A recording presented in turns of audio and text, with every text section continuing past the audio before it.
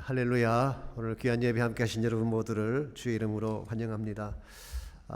날씨가 조금 선선해졌죠. 여러분 감기 조심하시고 건강 유의하시기를 바랍니다. 오늘 예배 가운데 하나님께서 친히 임재하셔서 은혜를 베푸실 줄 믿습니다. 이제 우리 마음을 정돈하시고 함께 기도하심으로 2020년 9월 27일 주일 예배를 하나님께 드리시겠습니다.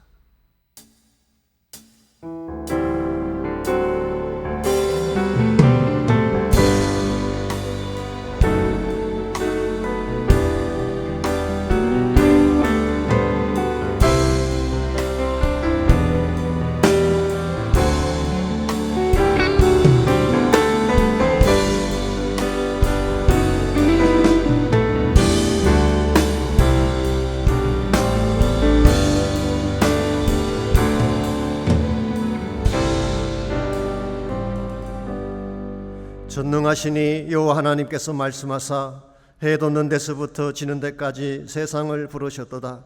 온전히 아름다운 시온에서 하나님이 빛을 비추셨도다. 감사로 하나님께 제사를 드리며 지존하신 이에게 내 서원을 갚으며 환난 날에 나를 부르라. 내가 너를 건지리니 내가 나를 영화롭게 하리로다. 아멘.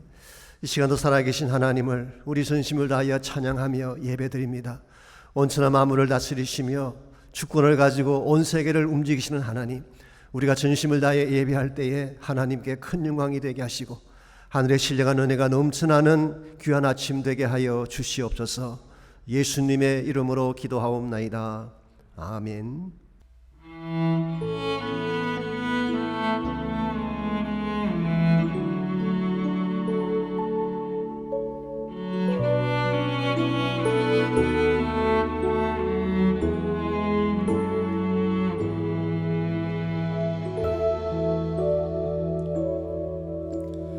영광의 왕 찬양합니다.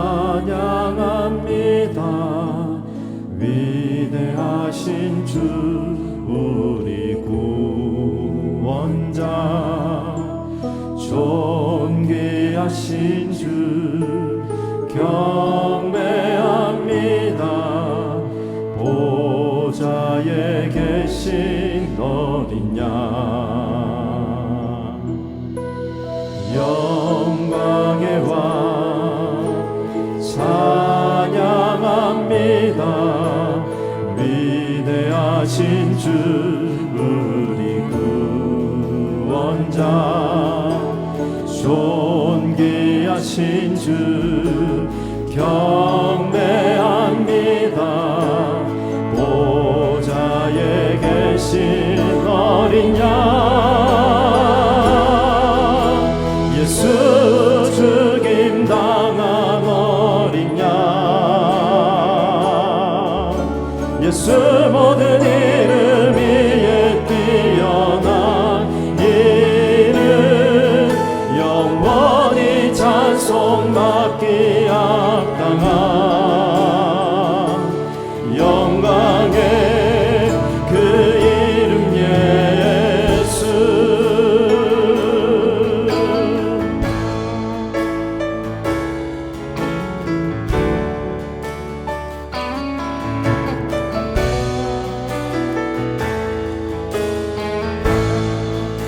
영광의 왕, 영광의 왕 찬양합니다. 위대하신 주 우리 구원자, 존귀하신 주 경배합니다. 보좌에 계신 어린 양, 예수 죽임 당한 어린 양, 예수 모든 이름 위에 뛰어난 이름, 영원히 찬송받기 합당한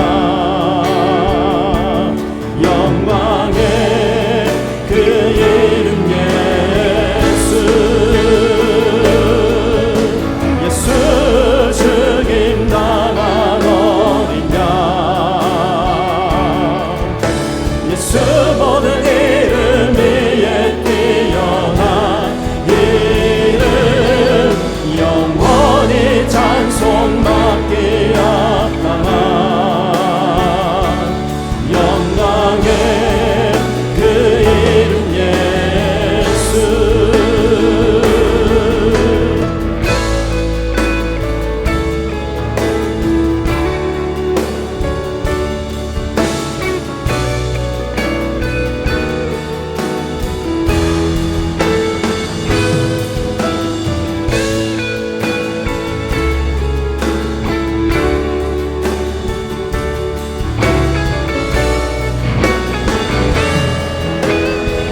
예수 죽임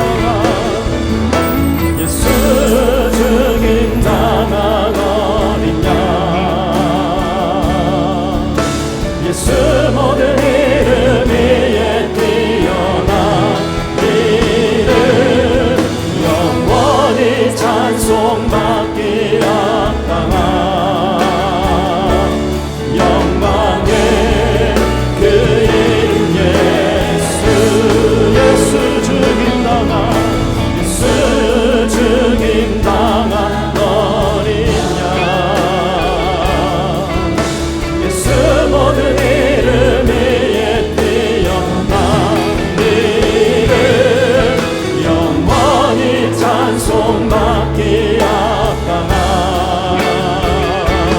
영광의 그 이름 예수.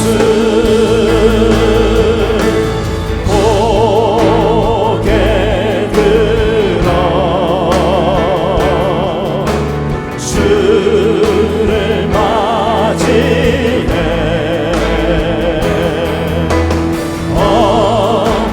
엎드려 경배하며 찬양 주님께 영광 왕의 위엄을 영과 진정한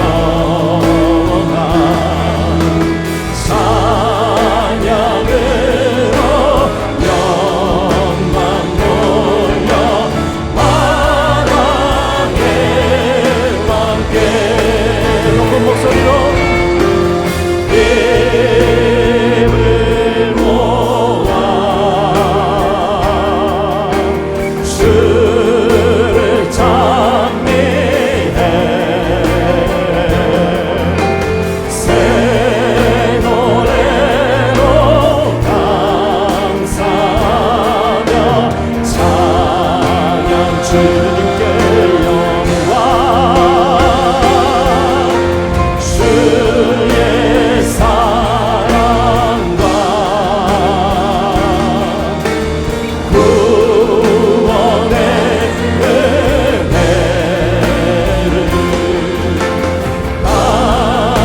감사함과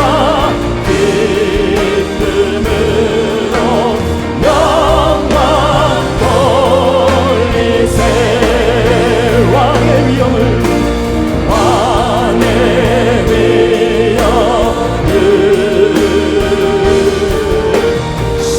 신령과 진정한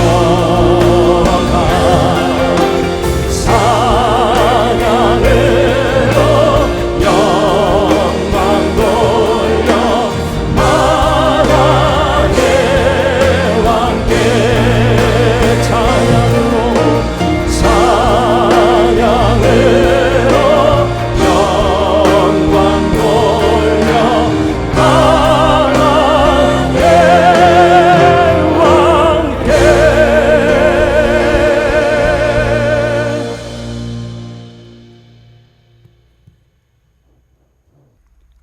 만물을 창조하시고 주가 되신 하나님 아버지, 저희를 불러 구원하시고 자녀 삼아 주시어 하늘의 사랑과 은혜 안에 살게 하시니 감사를 드립니다. 저희를 하나님이 기뻐하시는 귀한 자로 세워주시어 예배를 드리게 하신 하나님, 예배 가운데 임재하셔서 진정과 신령으로 하나님을 높여드리는 감사와 찬양을 받으시옵소서. 귀한 생명을 주시고 생명과 경건에 필요한 모든 것을 공급해 주시는 하나님 아버지, 저희가 어떤 형편과 저제에 있을지라도 사랑하는 자에게 좋은 것을 주시는 하나님을 믿고 순종하여 하나님의 목적을 이루어가는 아름다운 삶이 되도록 축복하여 주시옵소서. 선한 일을 위해 그리스도 예수 안에서 우리를 창조하시고 거듭나게 하신 하나님 아버지, 하나님을 사랑하고 이웃을 내 몸처럼 사랑하라 하신 말씀을 이루어가는 것이 우리의 삶의 최고의 목표가 되게 하시옵소서. 우리 삶 속에서 매일 만나는 선택의 순간마다 성령님께서 우리의 마음을 주장하셔서 성령을 쫓아 행하게 하시어 우리에게 오는 선한 일 할 수 있는 기회를 놓치지 않게 하시옵소서. 힘없고 도움이 필요한 자에게 마음이 가게 하시어 우리가 할 수 있는 섬김을 다하게 하시옵소서. 우리의 말과 행동이 우리 안에 계신 주님의 사랑이 흘러가는 도구가 되어 세상을 아름답게 변화시키는 데 쓰임받게 하시옵소서. 어려운 환경에서도 제자 훈련을 시작게 하신 하나님, 처음부터 끝까지 성령님께서 함께 해 주셔서 훈련을 잘 받도록 축복하여 주시옵소서. 진리의 말씀에 갈급함을 주시고 배우고 깨달은 말씀이 행함으로 이어지게 하시옵소서. 나를 부인하고 주님을 따르는 온전한 제자가 되어 저희 교회를 든든히 세우고 주님의 인격과 삶이 세상 속에서 드러나는 삶이 되게 하시옵소서. 세상은 코로나 바이러스로 인하여 혼란과 고난 가운데 있습니다. 전능하신 하나님께서 바이러스 확산을 멈추게 하시고 안전한 세상이 되게 하시옵소서. 코로나 팬데믹을 통해 하나님을 떠난 인간의 죄와 실체를 깨닫고 길이요 진리요 생명이 되신 주님께 돌아오게 하시옵소서. 너희는 입술로 주여 주여 하지만 마음은 멀리 있다고 하신 말씀에 우리 자신을 돌아보게 하시옵소서. 저희 교회 성도님들을 위험으로부터 보호해주시고 여러 가지 문제를 놓고 기도하는 성도님들 필요를 채워주시고 그 간절한 기도를 들어주시옵소서. 어려움 가운데 하나됨을 위해서 수고하시는 모든 분들 축복해 주시고 하루빨리 예배와 사역이 회복되어 저희 교회를 향한 하나님의 목적을 위해 함께 일하게 하시옵소서. 말씀을 전하실 박 목사님 성령 충만함으로 기름 부어 주시어 전하는 말씀에 하나님의 권세가 있게 하시고 그 말씀을 듣는 우리 모두가 새롭게 변화되게 도와주시옵소서. 예수 그리스도 이름으로 기도드립니다.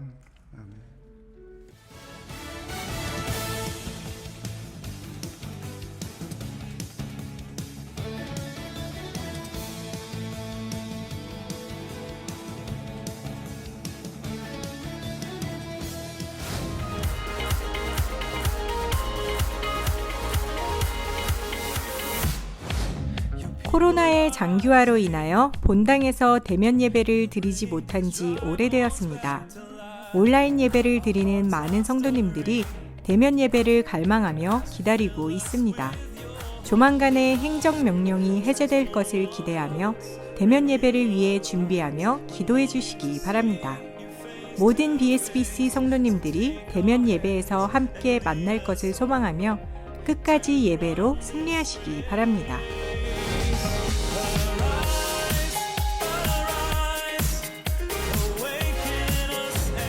다른 어느 시기보다 약물이 사역이 중요한 때입니다.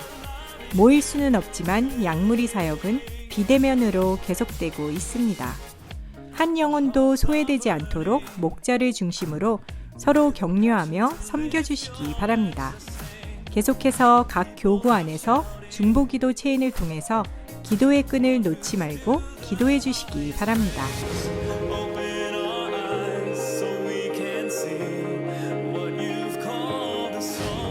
현재 금요주일 예배가 비전센터 본당에서 저녁 7시 30분에 뜨겁게 진행되고 있습니다.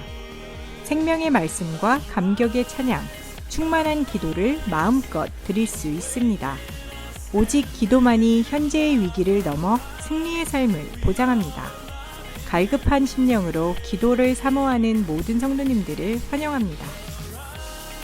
주님 안에서 행복한 한 주 보내시길 바랍니다. 오늘 귀한 예배 함께 하신 여러분 모두를 다시 한번 주님의 이름으로 환영합니다.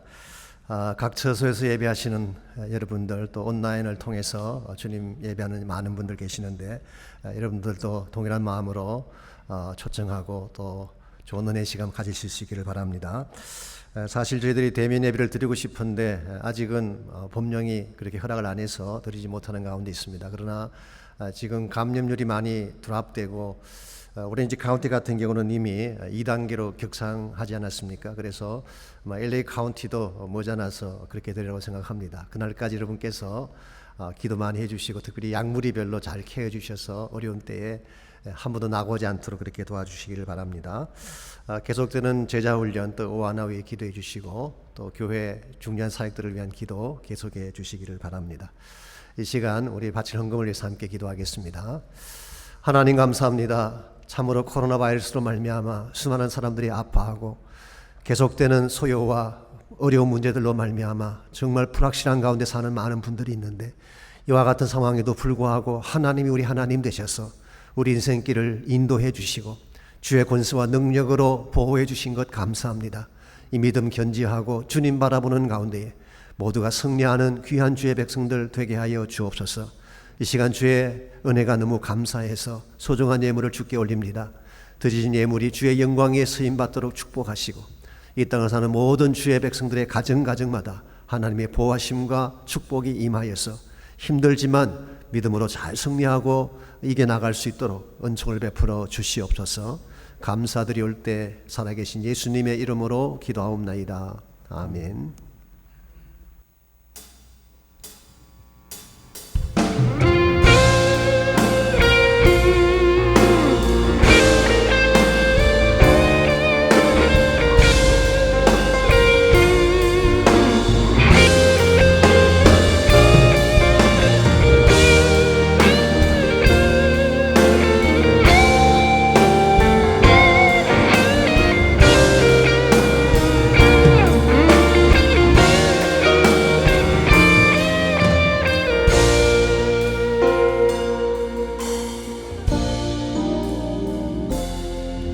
예수 우리들의 밝은 빛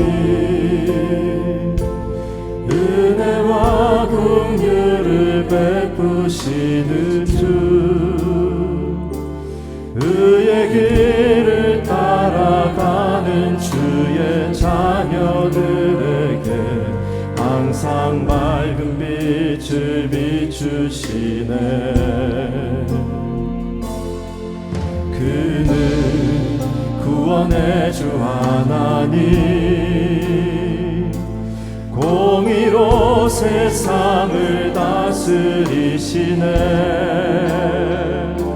주를 경외하는 자들에게 부어주시는 놀라운 주님의 영광.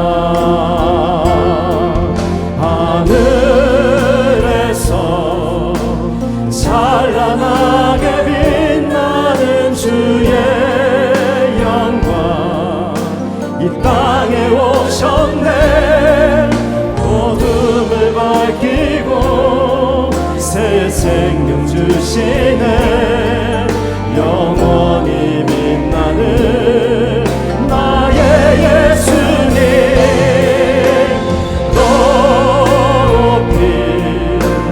영광과 찬양 주신 그 이름 경배합니다. 슬픔을 거두고 내게 자유 주시네.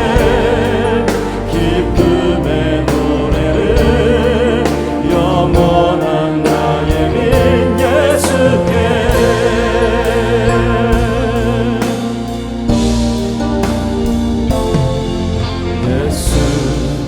우리들의 밝은 빛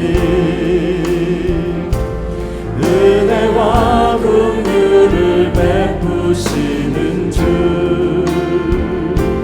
주의 길을 따라가는 주의 자녀들에게 항상 밝은 빛을 비추시네.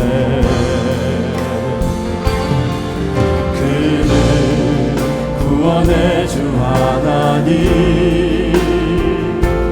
공의로 세상을 다스리시네 주를 경외하는 자들에게 부어주시는 놀라운 주님의 영광 하늘에서 찬란하게 빛나는 주의 영광 이 땅에 오셨네 어둠을 밝히고 새 생명 주시네 영원히 빛나는 나의 예수님 높이 영광과 찬양 받으실 그 이름 경배합니다 슬픔을 거두고 내게 자유 주시네 기쁨의 노래를 영원한 나의 빛 예수께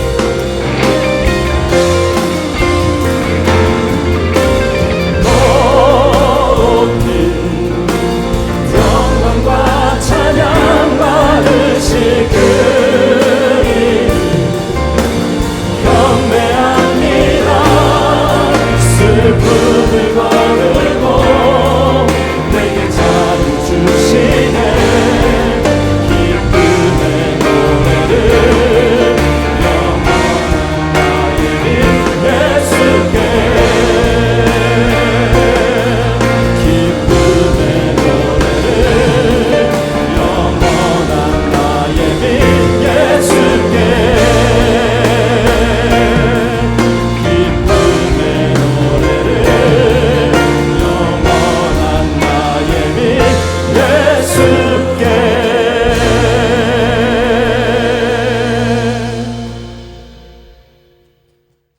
변질은 위험한 개임이다. 고린도후서 11장 1절로 6절까지 말씀입니다. 원하건대 너희는 나의 좀 어리석은 것을 용납하라. 정하건대 나를 용납하라. 내가 하나님의 열심으로 너희를 위하여 열심을 내노니 내가 너희를 정결한 처녀로 한 남편인 그리스도께 드리려고 중매함이로다. 그러나 나는 뱀이 그 간계로 하와를 미혹한 것 같이 너희 마음이 그리스도를 향하는 진실함과 깨끗함에서 떠나 부패할까 두려워하노라. 만일 누가 가서 우리가 전파하지 아니한 다른 예수를 전파하거나 혹은 너희가 받지 아니한 다른 영을 받게 하거나 혹은 너희가 받지 아니한 다른 복음을 받게 할 때에는 너희가 잘 용납하는구나. 나는 지극히 크다는 사도들보다 부족한 것이 조금도 없는 줄로 생각하노라. 내가 비록 말에는 부족하나 지식에는 그렇지 아니하니 이것을 우리가 모든 사람 가운데서 모든 일로 너희에게 나타내었노라. 아멘. 사람이 본래의 모습대로 변함없이 산다고 하는 것은 참으로 귀한 것입니다. 신실함이 인생의 열매를 맺는 가장 좋은 비결이기 때문입니다. 그럼에도 불구하고 우리가 사는 이 시대에는 변질되는 것들이 많습니다. 변질이라고 하는 것은 질이 바뀌는 것을 말하죠. 본래의 퀄리티나 성질이 다른 종류로 바뀌는 것을 우리가 변질이라고 합니다. 근데 음식물을 냉장고에 오래 두면 맛이 변하지 않습니까? 눈에 보이지 않지만 세균이 들어가서 음식을 상하게 했기 때문에 그런 것입니다. 사랑도 변질이 됩니다. 시간이 흐르고 환경이 바뀌면 처음 가졌던 순수한 사랑이 식거나 변할 수가 있습니다. 거기서 나온 유명한 심파극이 이수일과 심순이 아니겠습니까? 김중배의 다이아 반지가 그렇게 좋더란 말인가? 이런 대사가 왜 나왔겠어요? 돈 때문에 변질된 사랑을 보았기 때문입니다. 정치도 변질이 된다고 합니다. 처음 정치에 입문한 사람들이 순수한 마음으로 국가와 민족을 위해 자신을 드리겠다고 하지만 시간이 흘러가면서 돈 맛들이고 권력 맛들이게 되면 부패한 정치인으로 전락하는 케이스를 많이 볼 수가 있습니다. 문학이나 예술도 변질이 됩니다. 그래서 짝퉁이 나오고 가짜가 나오는 것입니다. 생물학적으로는 우리 몸 안의 세포들도 변질이 된다고 합니다. 이 세포의 변화가 잘못된 방향으로 진행이 되면 원치 않는 종양이 만들어지게 되고, 이 종양이 나쁜 경우, 악성인 경우에 뭐라고 부르나요? 캔서, 암이라고 부르는 것입니다. 이런 의미에서 변질이라고 하는 것은 결코 바람직한 현상이 아닙니다. 오히려 그것은 위험한 것입니다. 관계성을 파괴하고 우리 삶의 질을 떨어뜨리기 때문입니다. 그런데 놀라운 사실이 뭔지 아십니까? 이와 같은 변질이 일상생활 속에서만 발견되는 것이 아니라 우리의 신앙생활 가운데서도 발견된다고 하는 사실입니다. 처음 가졌던 순수한 하나님 사랑이 변질될 수 있습니다. 찬양이 식고 예배의 감격이 사라져간다면, 그래서 예배가 부담이 되고 기도가 짐이 된다면 우리 영성이 변질되고 있다는 증거일 가능성이 많습니다. 경건한 믿음이 변질되어서 세상을 좋아하고 거짓에 섞여 살다가 타락하는 경우도 흔히 볼 수가 있습니다. 심지어 복음 위에 자신을 드리겠다고 헌신했던 사역자가 초심을 잃고 방황하거나 탈진하는 케이스도 종종 일어납니다. 이런 의미에서 영적인 변질은 다른 어떤 변질보다 더 심각하고 더 무섭다고 말할 수가 있습니다. 왜냐하면 하나님과의 근본적 관계를 깨뜨리고 영적인 파산을 가져오기 때문에 그렇습니다. 텍사스에서 사역하시는 스티브 파라라는 목사님이 있습니다. 그분이 쓰신 책 중에 Finishing Strong이라는 책이 있어요. 끝을 잘 장식하라, 그렇게 번역할 수 있는 책입니다. 그게 보게 되면 1945년도에 미국을 대표했던 3명의 젊은 설교자가 소개되고 있습니다. 이 세 사람 다 20대 중반이었고 그야말로 excellent preacher, 정말 설교를 잘하는 그런 3명. 한 명의 이름은 윌리엄이었고 또 한 명은 찰스였고 또 한 명은 브론이었습니다. 그 중에 가장 뛰어난 설교자가 브론 클리포드라고 하는 설교자였습니다. 그는 키도 크고 핸섬했으며 지적이고 철학적이면서 동시에 불을 토하며 뜨겁게 설교하는 아주 파워풀한 프리처였습니다. 한 번은 그가 베일러 대학에서 설교를 했을 때에 온 캠퍼스가 수업을 중단하고 혹시라도 설교에 방해가 될까 봐 종탑의 종끈을 끊어버리고 2시간 30분 동안 모든 학생들이 그의 설교에 집중할 정도로 설교가 파워풀했다고 합니다. 많은 정치가들이 그의 관심을 사기 위해서 노력을 했고 심지어 헐리우드에서는 그를 영화 주연으로 캐스트하기 위해 섭외까지 했다고 합니다. 누가 봐도 선두주자 같고 앞으로 미국을 이끌 영적 지도자라고 생각을 했는데요. 불과 9년 뒤인 1954년도에 그는 하나님을 떠났습니다.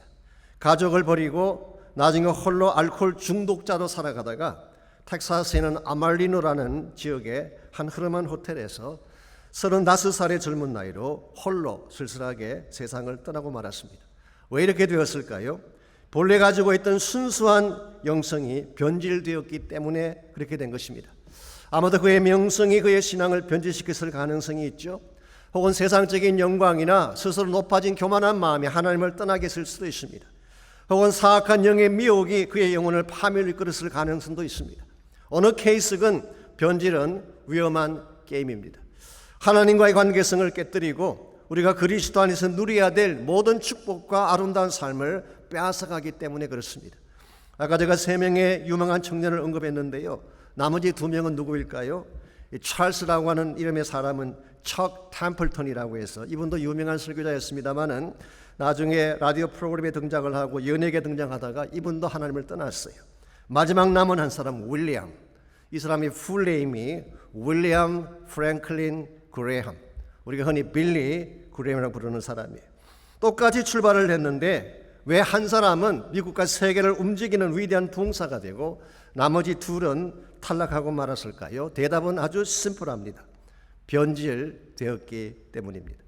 그러나 우리는 변질을 경계해야 됩니다. 그래야 하나님이 기뻐하시는 건강한 크리스찬 삶을 지켜낼 수 있기 때문에. 이것은 교회도 마찬가지입니다. 현대교회가 가지고 있는 가장 심각한 문제는 외적인 공격이나 핍박에 대한 이슈가 아닙니다. 변질의 문제예요. 교회 안에 들어와서는 안 될 세상 것들이 들어오고 물질주의와 세상적인 성공주의가 들어와서 복음을 훼손하고 예배의 순전성을 갉아먹고 교회의 거룩성을 변질시킨다면 이건 심각한 문제가 아닐 수가 없습니다. 그러므로 마지막 시대를 사는 여러분과 제가 이 문제를 잘 핸들해야지 개인이건 교회건 하나님이 기뻐하는 바른 모습으로 일어날 수가 있는 것입니다. 어떻게 하면 이 약한 세대 가운데서 신앙의 변질을 막고 하나님 나라 백성답게 바르고 거룩한 삶을 추구할 수가 있을까요? 오늘 주신 본문을 중심으로 이것을 함께 나눠보려고 합니다.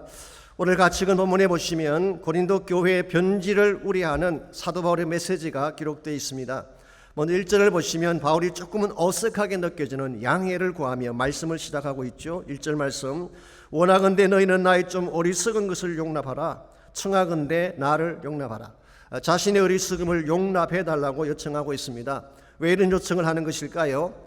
이제부터 바울이 하는 말이 바울의 평소 모습과는 다르기 때문에 미리 양해를 구한 것입니다.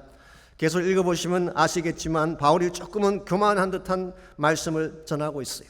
지극히 크다는 사도보다 자신이 조금 더 부족하지 않다.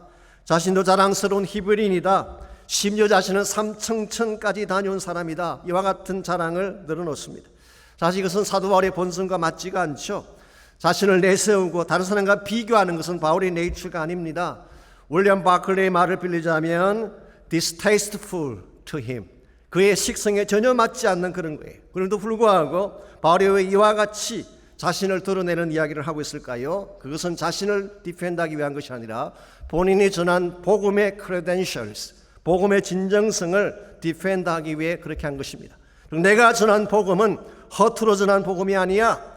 믿을 수 있고 진실된 가치가 있는 복음이야. 이것을 강조하기 위해 자신의 배경이 단단한 것을 선포하게 된 것입니다. 2절 말씀 계속 보시면은 이와 같은 양해를 구한 후에 사도 바울이 고린도 성도들이 가지고 있는 마음을 표현하고 있습니다. 내가 하나님의 열심으로 너희를 위하여 열심을 내노니 내가 너희를 정결한 처녀로 한 남편인 그리스도께 드리려고 중매함이로라 했습니다. 이 말씀이 하면 바울은 고린도 성도들을 향해 열심을 가지고 있었대요. 근데 그 열심은 하나님의 열심을 본인이 받아서 전한 것이라고 말합니다. 우리가 일반적으로 열심을 가지는 것은요, 나에게서 시작되지 않습니다. 하나님이 주시는 열심이 우리에게 전달되어져서 열심을 나타내게 되는 것입니다. 즉 사도 바울은 하나님의 열심으로 고린도 성도들을 사랑하고 케어했다, 그런 뜻입니다. 사실 여기에 사용된 열심이라고 번역한 단어, 이 젤로라는 이 단어가 사실은 질투라고도 번역할 수 있는 단어입니다. 질, 열정이라고도 번역할 수도 있지만 jealousy라고도 번역할 수 있는 단어가 이 단어입니다. 그러나 오늘 본문에 사용된 이 단어는 일반적인 질투하고는 다릅니다. 보편적으로 질투라고 하면 좀 부정적인 톤을 많이 생각을 하죠.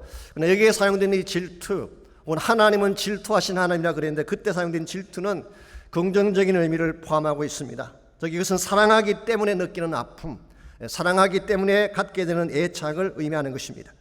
그래서 NIV 성경은 이것을 godly jealousy, 경건한 질투이다, 이렇게 번역을 했습니다. 사실 이것을 질투로 번역을 하든 그냥 열심으로 번역하든 포인트는 마찬가지입니다. 바울은 정말 그들을 너무 사랑했고 사랑했기 때문에 그들의 문제를 그냥 지나칠 수 없다, 그런 뜻이에요.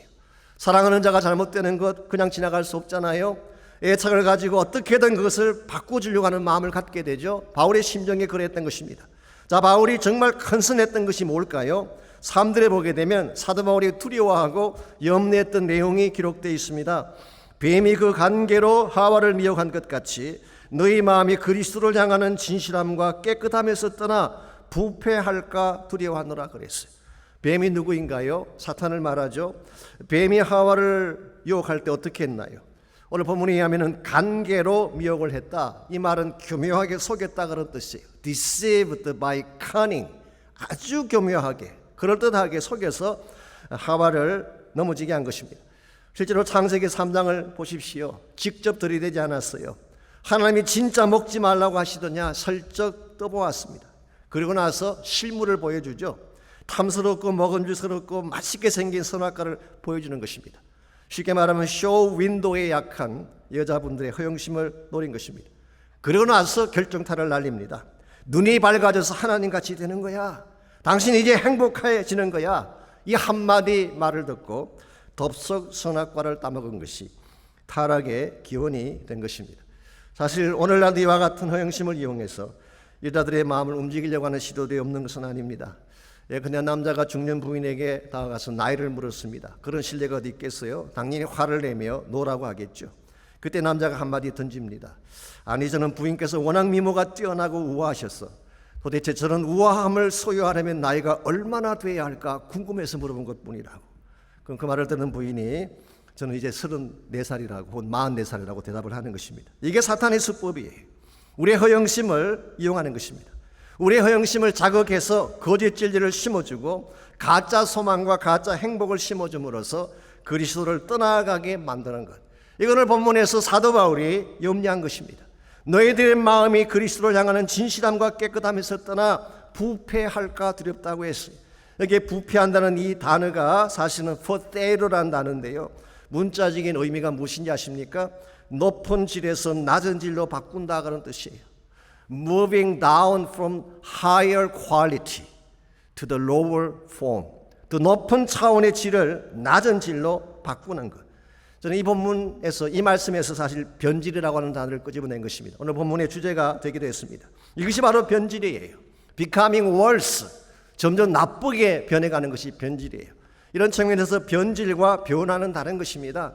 변화라고 하는 것은 점점 좋은 쪽으로 변해가는 것을 말하죠. 그래서 성경에서 변화라고 하는 것은 사실은 성장을 의미하는 것입니다. 그러나 변질은 반대예요. 상하고 부패해서 점점 나쁜 상태로 바뀌어져 가는 것. 오늘 바울이 컨선한 것이 바로 이와 같은 것입니다. 고린도 성도가 원래 가지고 있던 순전한 믿음이 있는데 마귀의 유혹으로 말미암아 그들이 하나님을 떠나가고 순전함을 버리고 변질되어져서 복음을 훼손하고 그리스도로부터 등을 돌리면 어떡할까? 이것이 사도 바울이 가장 염려했던 컨선이라고 할 수가 있습니다. 이 변질의 문제는 고린도 교회만 있었던 것은 아닙니다. 오늘 우리의 삶 가운데서도 얼마든지 발견할 수가 있습니다. 왜냐하면 하와를 미혹했던 바로 그 사탄이 우리 주변에서도 동일하게 미혹을 하고 있기 때문에, 개인적으로 어쩌면 이 시대야말로 더 많은 사탄의 유혹이 있고 그 결과 더 변질되기 쉬운 시대를 살고 있는 게 아닌가 생각을 합니다.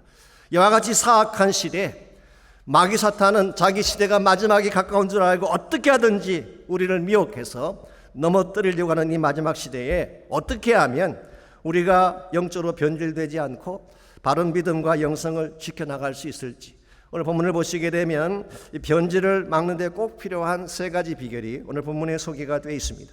첫 번째로 우리가 영적인 변질을 막으려면 자신의 정체성을 알아야 되는 것입니다. 내가 누구인가, 나의 신분이 무엇인가, 이것을 바로 알아야지 우리 자신을 지킬 수 있게 되는 것입니다. 2절을 다시 보시기 바랍니다. 거기 보게 되면 내가 너희를 정결한 처녀로 한 남편인 그리스도께 드리려고 중매한다고 바울이 이야기했어요. 이 중매한다는 이 표현은 매치메이커죠. 아마 실제로는 바울이 복음을 가지고 고린도 성도들에게 복음을 전감으로써 예수 그리스도와 그들을 연결시켜 주었어. 그래서 고린도 성도들 한 분 한 분이 예수님의 신부가 된 사실을 언급한 것입니다. 우리 여기서 크리스천 삶의 본질을 발견할 수가 있습니다. 우리가 예수님을 나의 구원으로 영접하는 순간 우리의 스테이터스가 어떻게 변할까요? 신부로 바뀌는 것입니다. 지금까지 내 마음대로 살아왔지만 예수를 영접하는 그 순간 우리는 예수님의 신부가 되는 것입니다. 이런 면에서 크리스천 라이프는 결혼 관계라고 할 수가 있습니다. 결혼 관계의 핵심이 뭘까요? 그것은 한 몸 관계가 된다는 거예요. 창세기 2장 24절에 보시면은 남자가 부모를 떠나 그 아내와 합하여 둘이 한 몸이 될지니라. 여기서 말하는 one flesh relationship, 한 몸이 된다고 하는 것은 우리의 마음과 뜻과 육체와 모든 것이 다 하나가 된다, 공동 운명체가 된다, 그런 뜻이. 우리가 예수님을 영접하는 순간 여러분과 제가 그런 관계로 변하는 것입니다. 예수님과 함께 살고 예수님과 함께 죽게 되는, 그리고 우리의 신분은 세상을 따라가는 자들이 아니라 예수 그리스도의 정결한 신부가 되는 것입니다. 자, 그렇다면 신부가 갖추어야 될 가장 중요한 자들이 무엇일까요? 오늘 보면 그것을 순결함이라고 표현했습니다. purity. 그래서 pure virgin이라고 이야기했죠. 여러분, 이 정결함 혹은 순결함이라고 하는 것은 신부됨의 조건을 말하는 것은 아닙니다. 만일에 우리가 예수님의 신부가 되는데 정결해야 된다고 그렇게 조건을 붙인다면 우리 가운데 신부될 자격 있는 사람 아무도 없어요. 우리 모두는 다 죄인이니까. 그러므로 이것은 신부됨의 조건이라기보다는 신부된 자가 견지해야 될 삶의 책임을 말하는 것입니다.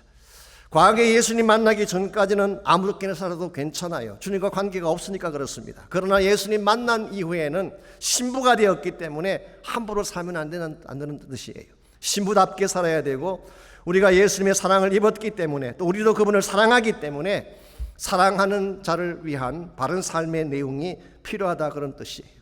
솔직히 우리 가운데 죄인이 아니었던 사람들이 어디 있어요? 다 세상 죄악에 찢기고 상하고 더럽힐지대로 더럽혀진 누추한 죄인들 아니었습니까?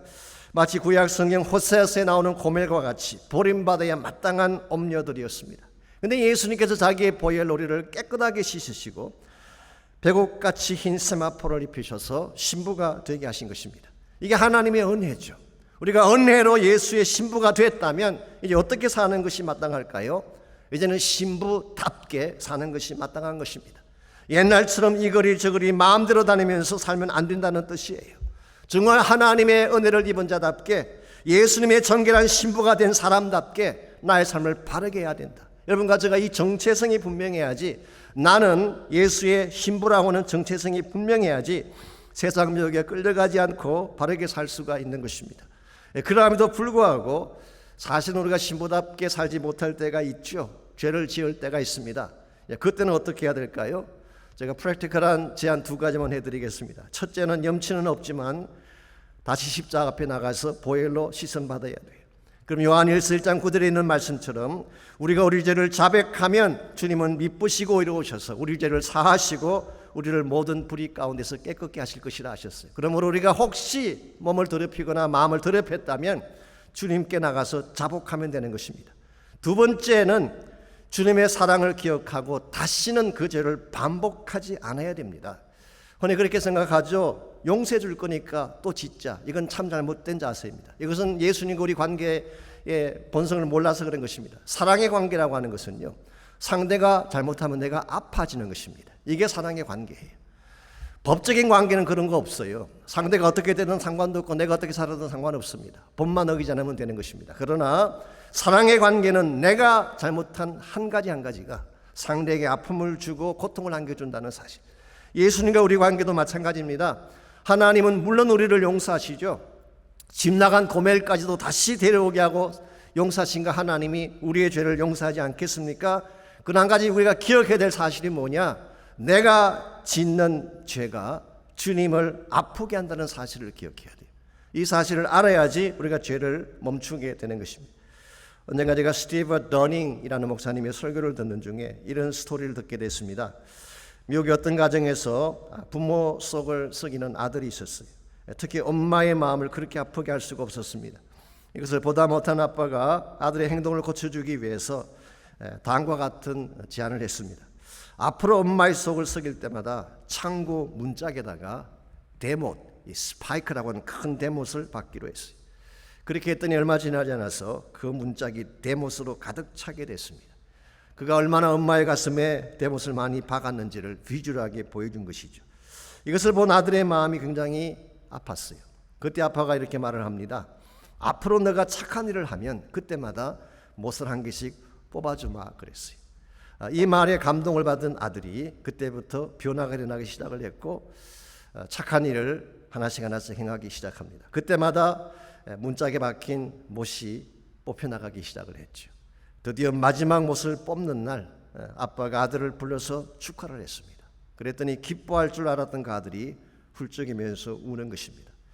난 너가 기뻐할 줄 알았는데 너가 나쁜 행동을 멈추고 엄마를 기쁘게 해드렸으니 얼마나 기쁜 날이냐 그렇게 반문했을 때 아들의 답이 다음과 같습니다. 맞습니다. 그러나 못은 뽑아졌지만 the spikes are gone. 못은 뽑아졌지만 but the holes are still there. 못이 남긴 구멍, 못이 남긴 자국은 그대로 있잖아요. 이것이 정말 엄마의 마음을 아는 성숙한 아들의 모습이라고 할 수가 있습니다. 예전에는 철이 없어서 엄마의 가슴에 옷을 받고도 아무런 느낌이 없었는데 이제 엄마의 마음을 아프게 한 그 사실을 알게 되고 깨닫게 된 것입니다. 여러분과 제가 죄를 스탑할 수 있는 이유가 여기 있습니다. 나의 한 가지 죄가 얼마나 주님의 가슴에 다시 못을 박는 것인가를 알게 된다면 그때 우리는 죄를 돌이키게 되고 할 수만 있으면 주님의 신부답게 살 수 있도록 우리 삶을 정결케 하는 것입니다. 이런 의미에서 우리는 혹시 부족해서 완벽하게 살지는 못할지라도 죄를 아파하는 마음은 가져야 돼요. 오늘 현대교회의 문제가 뭔지 아십니까? 언제부턴가 눈물이 마르기 시작했어요. 죄를 지어도 아파하지 않는 교회가 됐어요. 웬만한 잘못을 보면서는 마음에 아무런 부담도 갖지 않는 시대가 됐다는 것이 얼마나 심각한 문제인지. 오늘 여러분과 제가 정말 주님의 신부답게 바르게 살기를 원한다면 죄를 아프게 여기고 할 수만 있다면 주님 마음을 아프지 않게 하기 위해서 바르고 정결하게 살 수 있는 결심을 하셔야 됩니다. 두 번째로 영적 변질을 막으려면 마음에 파수꾼을 세워야 합니다. 우리 마음의 가드를 올리고 마음을 지켜야지 악한 자의 미혹을 막을 수가 있는 것입니다. 4절을 보시기 바랍니다. 고린도 교회에 침투한 거짓 교사들이 무엇을 했으며 또 여기에 대한 성도들의 반응은 어땠는지가 4절에 잘 나타나 있습니다. 만일 누가 가서 우리가 전파하지 아니한 다른 예수를 전파하거나 혹은 너희가 받지 아니한 다른 영을 받게 하거나 혹은 너희가 받지 아니한 다른 복음을 받게 할 때에는 너희가 잘 용납하는구나 그랬어요. 여기에 나오는 거짓 교사가 누구일까요? 정확하진 않지만 아마도 팔레스타인에서 온 유대인일 가능성이 많습니다. 많은 성경학자들은 이 사람들이 주다이저들, 유대주의자들이 아닌가. 유대주의자들은 크리스찬이라는 이름은 가지고 있지만 실상은 하나님 복음을 어게인스트하는 사람들이 주다이저들, 유대주의자들이었어요. 14들을 참고해 보시게 되면 광명의 천사로 가장한다고 했던 사람들이 바로 이 사람들입니다. 자, 이들이 전파한 것이 무엇인가요? 다른 예수, 다른 영, 다른 복음을 전파했어요. 예수를 말하는데 우리가 믿는 그 예수가 아니에요. 살아계신 하나님의 아들이면서 그리스도이신 그 예수가 아니라 다른 예수를 전했다는 것입니다. 오늘 이 시대에도 다른 예수를 전하는 사람들이 뜻밖으로 많습니다. 자유주의 신학자들은 예수님의 신성을 믿지 않아요. 예수님을 그저 사랑과 박애가 넘치는 휴머니스트로 소개를 하지 예수님의 동정녀 탄생이랄지 부활이랄지 기적 같은 거 믿지 않아요. 이와 같은 모든 기적들은 초대교회가 만들어낸 신화에 불과하다라고 하는 것이 대다수의 자유주의 신학자들의 견해입니다. 예수 이름을 이야기한다고 해서 다 같은 예수는 아니에요. 진짜 성경에 말하는 바른 예수를 알아야 되는 것입니다. 두 번째로 다른 영을 전한다고 했는데요. 오늘 이 시대에도 성령이 아닌 다른 영을 전파하는 사람들이 있습니다. 인격적이며 진리의 영이신 성령이 아니라 비인격적인 신비주의적인 성령을 전하는 집회나 봉사들이 많이 있습니다. 지금은 이란으로 판명이 나긴 했습니다만 한국의 모 교회가 강단 뒤에 전기줄로 스파크를 만드는 장치를 해놓고요. 성령 받으라 외칠 때마다 불이 번쩍번쩍하게 하는, 그래서 수많은 사람들을 미혹했던 그런 교회가 있었어요. 여러분들 아무 집회나 가서 영 받겠다고 하는 거 굉장히 위험한 것입니다. 모든 영이 같은 건 아니에요. 성령님이 진리의 영입니다. 다른 복음을 전하는 사람들도 많습니다. 사도 바울이 갈라디아서에서 이 문제를 잘 다뤘습니다만은 오늘 이 시대에도 율법주의적인 복음이 있어요. 우리가 정말 무엇을 행해야지 구원받는 것을 강조하는 율법주의적 복음이 있습니다. 혹은 반대의 케이스도 있죠. 마치 구원이 라이센스인 것처럼, 자격적인 것처럼 예수 믿은 이후에는 마음대로 살아야 된다고 말하는 잘못된 복음도 있어요. 구복적인 복음도 있고요, 현세적인 복음도 있고 번영주의를 강조하는 복음도 있습니다. 자, 이와 같이 오늘 마지막 시대에 복음도 잘못된 복음이 많고 영도 잘못된 영이 많고 예수에 대한 내용도 잘못된 내용이 많아. 이와 같이 악한 자들이, 고린도 교회를 미혹했던 그 악한 거짓의 영들이 오늘 이 시대에도 우리를 미혹하고 우리를 넘어뜨리려고 하는 것입니다. 그런데 문제가 뭔가요? 오늘 본문에서 사도 바울이 진짜 컨선하는 문제가 뭔가요? 거짓 교사들이 문제가 아니었어요. 그들이 전하는 거짓된 티칭이 문제가 아니라 이와 같은 그들의 가르침을 뭐라고 했어요? 너희가 잘 용납하는도다. 너희가 마음의 문을 활짝 열고 이와 같은 거짓 가르침을 받아들인 사실에 대해서 바울은 염려하고 걱정을 하고 있는 것입니다. 오늘 여러분과 제 삶 가운데에 악한 자들이 움직이는 건 당연합니다. 그들은 그들의 자비니까 어떻게든 우리를 미혹하려고 하겠죠. 악한 교훈이나 거짓 교훈들이 우리 앞에 다가오는 것은 어쩌면 있을 수 있는 것입니다. 문제는 뭐냐고 하면 우리가 마음을 열면 안 된다는 거예요. 악한 티칭이나 잘못된 영향에 마음의 문을 열게 되면 여러분 원하든 원하지 않든 변질될 수밖에 없고 여러분의 인생은 다른 차원으로 나가게 되는 것입니다.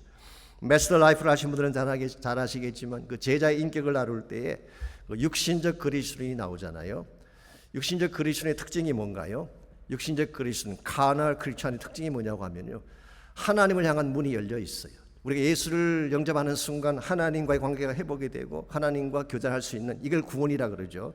하나님을 향한 문이 열려 있습니다. 그런데 동시에 사탄을 향한 문도 열려 있을 경우에 이것을 마스터 라이프에서는 육신적 그리스도이다 그렇게 표현을 했어요. 하나님을 향해서도 문이 열렸기 때문에 교제를 하지만 동시에 마귀를 향한 문도 열렸기 때문에 마귀도 만나고 교제를 하는 것입니다. 자, 이와 같은 일이 반복될 경우에 어떤 현상이 벌어질까요? 여러분은 필연적으로 마귀의 유혹 앞에 넘어질 수밖에 없는 것입니다. 왜냐하면 이 마귀의 유혹은 생각보다 집요하고 강한 것입니다. 나의 의지만으로 미혹을 이길 수 있다 장담하지만 안 돼요. 유혹은 생각보다 강한 것입니다. 예를 들어서 여러분 좋아하실지 모르지만 크리스피 크림 도넛이 있잖아요. 제가 옛날에는 참 좋아했는데 지금 금지 품목이 돼서 못 먹지만 이 도넛가 참 맛있어요. 맛은 있는데 건강에 좋지가 않습니다. 그래서 한 형제가 이 도넛을 끊으려고 사 먹지 않으려고 마음에 결심을 하고 그럼에도 미련이 남아서 가게 근처까지만 가보자라고 해서 차를 몰고 갔습니다. 갔더니 파킹할 데가 없어요. 그럼 돌아와야 되는 건데 우리가 한 블락만도 돌아보면서 파킹장을 찾아보자. 그래도 파킹 스페이스가 없으면 하나님 뜻인 줄 알고 돌아가자 그랬어요. 한 블락을 돌았더니 파킹장이 있을까요? 없었어요. 그러면 돌아갔을까요? 아닙니다. 또 한 블락을 더 돌았어요. 또 한 블락을 더 돌았어요. 결국 4블락 떨어진 곳에 파킹을 하고 도넛을 샀다고 하는 그런 일화가 있습니다. 여러분, 유혹이라고 하는 것은 무섭고 집요한 것입니다. 단순하게 나의 결심이나 생각만으로 절대로 유혹을 이길 수가 없어요. 그러므로 우리는 철저하게 사탄을 향한 문을 닫아야 되는 것입니다. 어떻게 닫을 수 있을까요? 영적 무기를 들고 기도할 때 닫을 수가 있어요. 성령의 금인 하나님 말씀을 들고 진리의 허리띠를 띠고 의의 형벌을 붙이고 성령 안에서 기도하게 되면 마귀를 향한 문이 닫혀지게 되는 것입니다. 하나님과 더 깊이 만나고 교제하게 되면 하나님의 강력한 임재가 내 심령을 가득 채우게 되면 악한 영이 떠나가게 되고 우리 마음의 문이, 악한 영을 향한 마음의 문이 닫혀지게 되는 것입니다. 이것이 우리가 큐티를 해야 될 이유이기도 하고 예배에 나와야 될 이유이기도 하고 양무리 공동체가 중요한 이유이기도 한 것입니다. 힘들다고 포기하게 되면 우리는 마귀의 유혹을 이길 수가 없어요. 힘들지만 나오시기 바랍니다. 힘들지만 기도하세요. 힘들지만 예배하고 찬양하고 나의 심령 가운데에 하나님의 가득 찬 임재가 있도록 여러분 삶을 들어야지 우리는 마귀의 미혹을 물리치고 변질을 막고 승리할 수가 있는 것입니다. 이와 같이 우리가 변질을 막으려면 1차적으로는 내가 누구인가를 알아야 돼요. 나는 예수님의 신부다. 이 사실을 바로 알아야지 여러분이 변질을 막을 수 있습니다. 두 번째는 사탄을 향한 나의 마음의 문을 셧다운 시켜야 돼요. 막아야 돼요. 그래야지 우리가 변질을 막을 수가 있습니다. 마지막 세 번째로 계시의 말씀을 가질 때, 하나님 말씀의 뿌리가 우리 심령 속에 깊이 내려지게 될 때 우리는 변질을 이겨낼 수가 있습니다. 오늘 보면 5절과 6절을 보겠습니다. 5절과 6절을 보시게 되면 아까 소개해드렸지만 평소 바울답지 아니한 표현이 하나 나옵니다. 5절 말씀, 나는 지극히 크다는 사도들보다 부족한 것이 조금도 없는 줄로 생각하노라. 내가 비록 말에는 부족하나 지식에는 그렇지 아니하니 이것을 우리가 모든 사람 가운데서 모든 일로 너희에게 나타내었다고 했어요. 여기에 지극히 크다는 사도가 누구를 말할까요? Maybe 예루살렘에 있는 Big Three, 베드로, 야고보, 요한을 지칭할 가능성이 있습니다. 근데 바울은 뭐라고 말하고 있나요? 그와 같은 Big Three Apostles, 그 3명의 위대한 사도보다 본인이 조금도 밀리지 않는다고 말하고 있어요. 어떤 면에서 바울은 밀리지 않을까요? 그 다음 절 보게 되면 비록 말에는 부족하지만 지식에는 그렇지 않다. 옛날 성경인 개역 한글에서는 말에는 졸하나 그렇게 번역했는데 그게 제 마음에 더 와닿네요. 이게 부족하다, 졸하다, 이게 헬라말로 idiotes란 단어입니다. idiotes. 여기서 나온 영어가 idiot, 이 바보, 얼간이라는 단어가 여기서 나왔죠. 그러나 오늘 본문에서 바울이 사용한 부족하다는 이 표현은 사실은 바보란 뜻이 아닙니다. 세련되지 않았다 그런 뜻이에요. unpolished. 매입이 사도 바울의 말은 세련되지 않았을 수가 있습니다. 어눌할 수도 있겠죠. 그러나 바울이 가지고 있는 지식은 그렇지 않다는 것입니다. 여기서 말하는 지식은 일반적인 지식이 아니라 하나님에 대한 지식, 더 정확하게 말하면 계시의 말씀을 말하는 것입니다. 사도 바울은 하나님의 계시의 말씀에 정통했어요. 그는 구약 성경의 전문가였습니다. 그는 성경을 기록하고 말씀을 선포할 때마다 구약을 인용해서 하나님 말씀의 베이스를 두고 그는 언제나 이야기를 했어요. 뿐만 아니라 예수님 가르친 교훈과 행적에 대해서도 잘 알고 있었어요. 이걸 우리가 크리스천 트래디션이라고 이야기하는데요. 바울 서신을 보게 되면 그 내용들이 많이 등장하는 것을 볼 수가 있습니다. 무엇보다 갈라디아서에 하면은 예수를 만난 직후에, 즉 다메섹 경험 이후에 바울은 아라비아 사막에 들어가서 약 3년 동안을 지나면서 직접 계시를 받았다고 이야기했어요. Direct revelation. 그 사도 바울이 가지고 있는 복음은 그냥 만들어진 복음이 아니에요. 하나님이 그에게 직접 주시는 계시와 더불어 구약 성경과 크리스천 트래디션 전체를 다 어울려서 만들어진 것이 바로 바울의 복음. 사실 플러신학교의 김서연 박사가 PhD 논문으로 쓴 내용이 이것 아닙니까? 그래서 바울은 다른 누구와 비교해도 모자라지 않는 계시의 말씀의 정통성을 가졌다, 그렇게 말한 것입니다. 그래서 바울은 누구와 대적하더라도 밀린 적이 없어요. 진리를 알고 있기 때문에. 여러분과 제 삶도 마찬가지입니다. 말씀의 진리를 바로 알게 되면 마귀가 유혹해도 이길 수가 있게 돼요. 내가 정확하게 진짜를 알고 있기 때문에. 하나님 경험한 삶을 보게 되면 캐나다 정부가 발표한 그 위조 지폐를 분별하는 그 최상위 방법이 소개되어 있잖아요. 위조 지폐가 나올 때마다 그거 연구해서는 절대 그걸 분별할 수가 없습니다. 왜냐니까 한 가지 위조 지폐를 스터디하고 나면 또 다른 게 또 나오니까. 그래서 가장 중요한 좋은 방법이 뭔지 아시죠? 진짜 지폐 하나만 알면 돼요. 진짜를 알면 나머지는 다 가짜인 것입니다.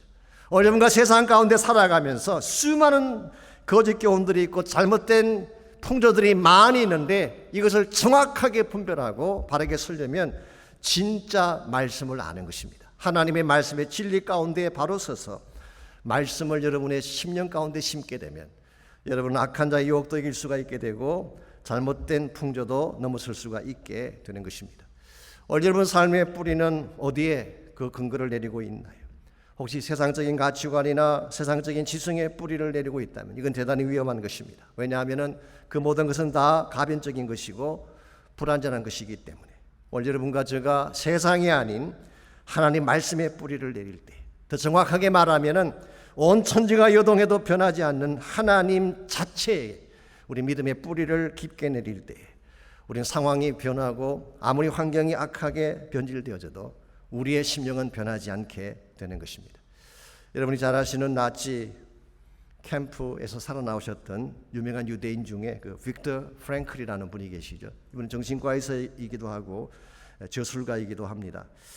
이 빅터 프랭클이 나치의 체포를 당하고 아우슈비츠 수용소에 도착을 했을 때 그런 모든 걸 다 빼앗기고 남은 것이 유일하게 남은 한 가지가 외투 안감에 꿰매 놓은 원고 한 묶음밖에 없었어요.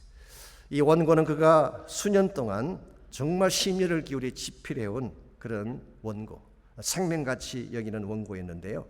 이것마저 그는 수용소에서 빼앗기게 됩니다. 그때 그가 느끼는 절망감은 굉장히 컸어요. 그것마저 빼앗긴 후에 내가 살아야 될 이유가 뭔가라고 할 정도로 굉장히 절망을 했습니다. 그랬는데요. 며칠 후에 자신의 옷을 강제 수거당한 후에 가스실로 보내준 한 수감자의 옷을 대신 받았어요. 근데 그 옷의 주머니에 손을 넣던 중에 찢어진 종이 한 장을 발견하게 된 것입니다. 그 종이에는 다음과 같은 말씀이 적혀 있었습니다. 이스라엘아 들어라. 우리 하나님 여호와는 오직 하나이신 여호와시니 너는 마음을 다하고 성품을 다하고 힘을 다하여 내 하나님 여호와를 사랑하라. 그 유명한 유대인의 기도문 쉐마 이스라엘이 그게 적혀 있었던 것입니다. 이걸 보는 순간 프랭클 박사는 충격을 받습니다. 아니, 이 옷의 주인은 가스실에서 마지막 죽는 순간까지도 오직 하나이신 하나님을 사랑하고 이 하나님을 신뢰했는데 나는 뭐냐라고 하는 질책이 찾아온 것입니다. 그러면서 깨달은 사실, 그렇다, 하나님은 아직도 살아계신다. 지금도 나를 사랑하고 계시는데 왜 내가 그 사실을 잊었단 말인가. 이것이 계기가 되어서 프랭클은 끝까지 포기하지 않고 결국 생존하게 되고 나중에 우리가 아는 것처럼 삶의 의미를 찾아서는 유명한 책을 저술하고 수많은 사람들에게 희망을 안겨주는 삶을 살았던 것입니다. 오늘 환경은 항상 유동적입니다. 좋을 수도 있고 나쁠 수도 있는 것입니다. 환경은 항상 요동치는 것입니다. 한 문제가 지나가면 또 다른 문제가 찾아오는 것입니다. 아무리 온 세상이 소용돌이치고 환경이 불확실한 가운데 진행될지라도 오직 한 분 변함없이 그 자리에 서 계신 분이 계십니다. 그분이 바로 하나님이십니다. 여러분, 제가 어떤 상황 속에서도 변질되지 않으려면 이 하나님의 신실성을 붙잡아야 되는 것입니다. 세상 따라 흘러가지 마십시오. 사람들의 말 따라 흘러가지 마십시오. 오직 한 분이신 하나님에게 여러분의 삶을 집중하고 그분을 바라보고 그분의 말씀 위에 여러분의 삶의 기초를 세우게 된다면 아무리 세상이 악하고 우리를 미혹한다고 할지라도 우리는 흔들리지 않고 변질되지 않고 주의 영광 위에 살아갈 수가 있습니다. 이런 의미에서 이 시간 우리가 함께 기도할 때에 모든 상황을 다스리시는 한 분이신가 하나님을 향해서 전심으로 부르짖으며 기도하는 시간이 있기를 바랍니다. 다윗이 시편 57편에서 고백했던 것처럼 내 마음이 확정되어 사오니 내가 노래하고 찬송하겠습니다. 내 영광아 깰지어다 비파야 수금아 깰지어다 내가 새벽을 깨우리로다. 하나님이여 주는 하늘 위에 높이 들리시며 주의 영광이 온 세계 위에 높아지기를 원하나이다. 이 동일한 고백이 우리에게 있기를 바랍니다. 나의 마음을 주님께 확정하고 나의 얼굴을 주를 향해 돌리고 전심을 다해 부르짖으십시오. 주의 영을 부어주십시오. 하늘이 열리게 하십시오. 하나님 안에 주실 수 있는 새로운 기적을 우리 모두에게 허락해 주십시오. 우리 다 같이 한 마음으로 한 목소리로 합심해서 기도하겠습니다. 하나님 감사합니다. 우리가 사는 이 땅이 소요치며 요동치며 불안한 가운데 있지만 오직 한 분 하나님이 우리 하나님이 되셔서 신실하게 우리를 지키시고 우리의 삶을 이끌어 가신다는 사실을 감사합니다. 오늘 이 시간 사랑하는 주의 백성들의 마음 가운데에 이 하나님의 신실함을 붙들게 도와주십시오. 마음을 확증하고 주를 바라보게 하여 주십시오. 내 믿음의 눈을 들어 주님을 향하게 도와주시고 하나님이 여시는 하늘과 세계적을 보게 해주셔서 이 어려움 하나님에도 불구하고 변질되지 아니하고 변치 아니하고 동일한 믿음으로 주를 기쁘시게 매달려갈 수 있는 우리 모두가 되게 하여 주시옵소서.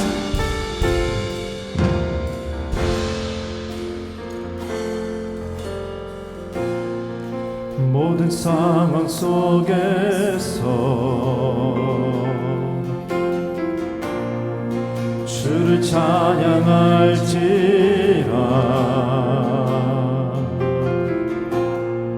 주는 너의 큰 상급 큰 도움이시라.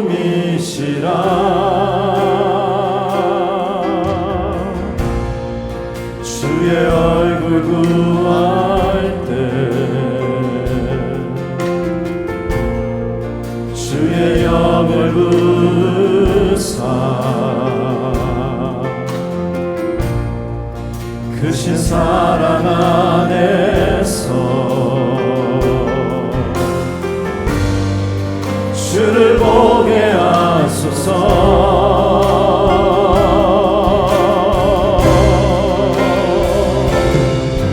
내 영혼이 확정되고 확정되어 싸우니 믿음의 눈 들어 주를 바라봅니다. 내 영혼이 확정되고 확정되어 싸우니 믿음의 눈 들어 주를 바라봅니다. 내 영혼이 확정되고 확정되어 싸우니 믿음의 눈 들어 주를 바라봅니다. 내 영혼이 확정되고 확정되어 싸우니 믿음의 눈 들어 주를 바라봅니다.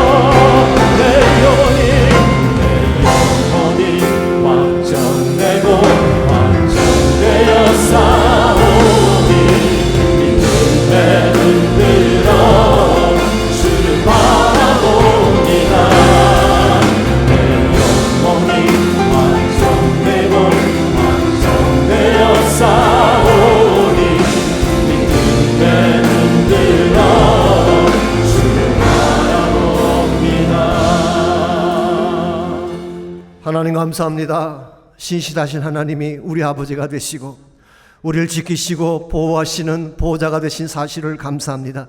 세상은 흔들리고 요동할지라도 끝까지 흔들림 없이 우리를 지키실 하나님, 무슨 일을 당할지라도 세상 바라보지 않게 하시고 나 자신의 연약함 바라보며 실망하지 않도록 도와주시고 주어진 여건 때문에 아파하고 힘들어하는 우리가 되지 않게 도와주시고 오직 전능하시며 모든 일을 가능케 하실 하나님 바라보게 도와주셔서 주님 때문에 승리하고 주님 때문에 변질되지 아니하고 주의 나라 영광 위에 바르게 달려나갈 수 있는 우리 모두 되게 하여 주시옵소서. 이제는 우리 구주 예수 그리스도의 은혜와 아버지 하나님의 무한하신 사랑과 성령님의 충만한 임재하심이 이 시간 주 앞에 나와 전심을 다해 예배하고 돌아가는 모든 사랑하는 주의 백성 한 분 한 분에게, 또한 가정에서 각 처소에서 온라인으로 예배하는 사랑하는 형제자매 한 분 한 분에게, 또한 그들의 가정과 삶의 터전과 자녀들과 자손들 위해 이제로부터 항상 함께하여 주시기를 우리 주님 예수님의 이름으로 간절히 축원하옵나이다.